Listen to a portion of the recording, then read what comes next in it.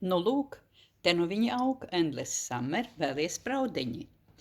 Tādi viņi ir izauguši, iepriekš nogalotņotie, veida divus dzinumus. Lai nākotnē veidotos skaisti krūmiņi, es šos dzinumus nogalotņošu atkārtoti pēc 2 pumpuriem un izveidošu atkal spraudēnīšus. To es daru vienkārši, nogriežu, saīsinu lapas un iestādu iepriekš sagatavotā irdenā, kūdras substrāta un perlīta maisījumā.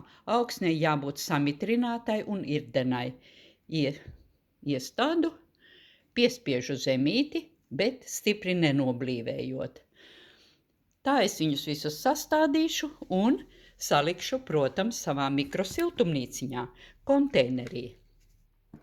Apmēram 2-3 nedēļas, kamēr spraudeņi apsakņosies, viņi laistīti netiek, jo viņiem nav sakņu sistēma, bet tiek veikta smidzināšana.